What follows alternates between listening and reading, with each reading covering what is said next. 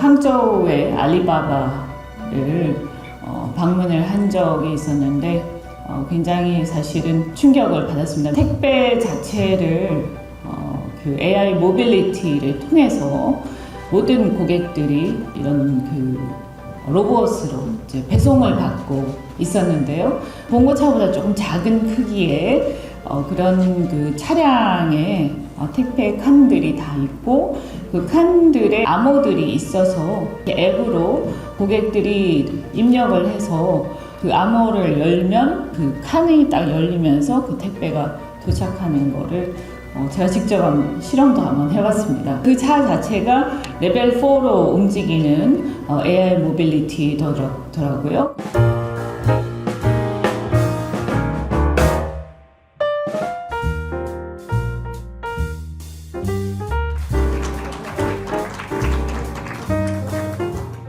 AI 대전환에서 굉장히 중요한 게 결국은 우리가 AI라고 얘기는 하지만 이 AI를 우리의 실생활에서 어떻게 접목을 해서 우리의 생산성을 향상시키는가, 어떻게 혁신을 하는가 하는 데 있다고 생각을 합니다.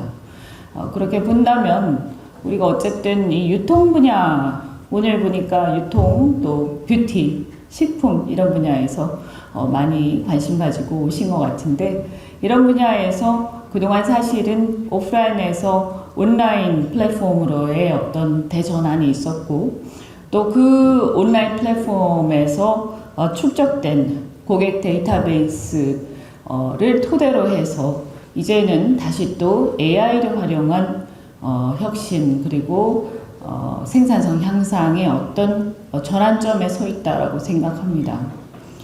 제가 항저우의 알리바바를 방문을 한 적이 있었는데 굉장히 사실은 충격을 받았습니다. 몇 년 전에 갔었는데 이미 이제 사실은 굉장히 많이 발전을 한 상황을 보고 그 당시에 이미 이제 항저우는 뭐 여러분 다 잘 아시겠지만 그렇게 설계를 계획도시로 설계가 되어 있어서 택배 자체를 그 AI 모빌리티를 통해서 이렇게 모든 고객들이 이런 로봇으로 말하자면 그렇게 해서 이제 배송을 받고 있었는데요.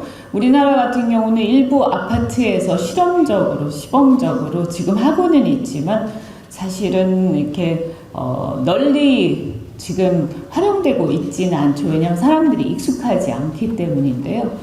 그래서 제가 보니까 이렇게 큰 약간 이렇게 봉고차보다 조금 작은 크기의 그런 차량에 택배 칸들이 다 있고 그 칸들에 이렇게 암호들이 있어서 이렇게 앱으로 고객들이 입력을 해서 자기 집 앞에 그 차가 도착을 하면 그러니까 그 차 자체가 레벨 4로 움직이는 AI 모빌리티더라고요. 그래서 그 차가 자기 집 앞에 오면 이제 시간 같은 것도 다 서로 약속을 하고 그렇게 해서 왔을 때 그 암호를 열면 이제 자기가 암호로 여는 그 칸이 딱 열리면서 그 택배가 도착하는 거를 제가 직접 실험도 한번 해봤습니다.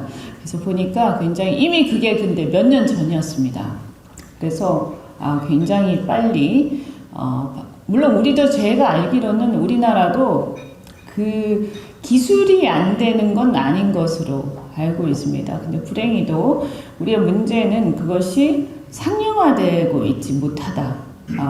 그런 식으로 사실은 그런 AI 모빌리티 레벨 4가 돌아다닐 수 있는 공간이 없고 또 그렇게 고객의 데이터가 완전히 공유되어서 이렇게 쓰일 수 있는 그런 상황이 아직 안 되고 그리고 그게 온라인 앱으로 완전히 이제 시범적으로 약간 일부 얼리 어댑터들이 하는 수준이 아니라 그냥 널리 모든 고객들이 그것을 활용하고 있지 못하고 이런 것들이 굉장히 답답한데 이미 그것이 몇 년 전이었는데 사실 우리가 한 10년 전만 해도 모바일이 처음 나왔을 때, 안드로이드라든가 이런 게 처음 나왔을 때, 우리나라 국민들이 굉장히 얼리 어댑터라는 그런 생각을 가지고 굉장히 한국 시장이, 그죠? 테스트베드였지 않습니까? 그런데 몇 년 사이에 굉장히 많이 뒤떨어졌다라는 것을 제가 많이 느끼고, 뭐 미국하고의 갭도 마찬가지고요. 아마존이라든가 이런 걸 보면서 저는 굉장히 심각하다고 생각을 합니다. 근데 사실 우리의 어떤 기술력의 문제도 있겠지만 저는 그것보다는 상용화가 되고 있지 못하는 환경과 법적인 여건 그리고 규제 이런 어떤 우리의 삶의 어떤 그 방식에 굉장히 심각한 문제가 있다라는 생각을 많이 해봤습니다. 그래서 이런 부분은 사실은 과감한 혁신과 어떤 뭔가 저는 어떤 지역에서라도 모든 것을 뛰어넘는 어떤 그런 규제 타파 같은 것들이 있어야 되는데, 제가 이제 지금 정부에 대해서도 사실은 뭐 AI라는 게 AI 기술력은 그 기업들이 알아서 하는 것이고 정부는 지원을 하면 되는 것이고, 중요한 것은 인프라를 확보하는 것하고 그 인프라를 충분히 확보해 주는 것과 그 다음에 규제를 완전히 타파를 해주면서 상용화할 수 있도록 모든 것을 허물어 주는 것이 중요한데, 그것이 잘 되지 않고 있는 것들은 사실은 우리가 정책적 뒷받침을 다방면으로 다 완벽하게 해줘야 되는데 그게 아직 입체적으로 되고 있지 않다라는 얘기를 하는데, 아직도 좀 기술력 지원에 좀 치중되어 있는 것 같아서 안타깝다는 생각을 합니다. 제가 이번에 이제 추석 때 텍사스하고 미국을 좀 방문을 하면서 우리 한국이 이제 어떻게 될지 모르겠습니다. 관세 협상이 워낙 트럼프 정부하고 터프하게 진행되고 있어서, 하지만 잘 될 거라는 전제하에서 한국 화장품이 미국에서 굉장히 인기가 많습니다. 그래서 한국 화장품과 그다음에 그러니까 뷰티 제품 그리고 식음료들도 굉장히 생각보다 저는 사실 그렇게까지 맛있는지 잘 모르겠는데 어쨌든 되게 좋아하시더라고요, 미국인들이. 그래서 그 식음료와 뷰티 제품 이런 것들과 관련해서 결국 그것도 유통의 문제지 않습니까? 그런데 이게 지금 이제 미국 내에서는 우리가 어떻게 보면 교포 사회의 어떤 그 네트워킹을 통해서 굉장히 주먹구구식으로 많이 이렇게 진행이 되어 왔었는데, 이런 것이 미국의 대규모 어떤 판로와 유통 경로를 통해서 우리가 만약에 뭐 그런 경우에는 또 중소기업도 많기 때문에요. 그래서 그런 기업들이 미국의 이렇게 플랫폼을 통해서 또 온라인 플랫폼이나 혹은 AI의 어떤 AX를 통해서 대규모로 윈윈할 수 있는 판로를 개척할 수 있는 방법이 뭐가 있을까? 이런 것을 모색하기 위해서 미국의 상공회의소 회장 초청으로 미국을 갑니다, 이번에. 그래서 가게 되면 한번 같이 논의를 해볼까 합니다.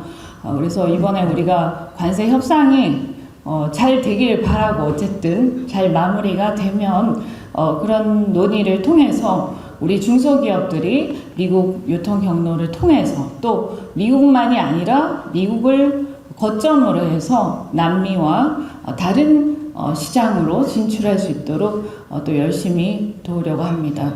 한국인들이 굉장히 능력이 있기 때문에 저는 우리가 조금만 그 인프라와 여러 가지 네트워킹을 한국 정부가 그리고 우리 정치권에서 도와주면 저는 충분히 할 수 있다고 생각합니다. 뭔가 지금 잘 안 풀리고 있는 부분이 분명히 있습니다. 상용화되는 데 있어서 답답한데 여러분도 아마 저보다 훨씬 더 그렇게 생각하실 거라고 생각합니다.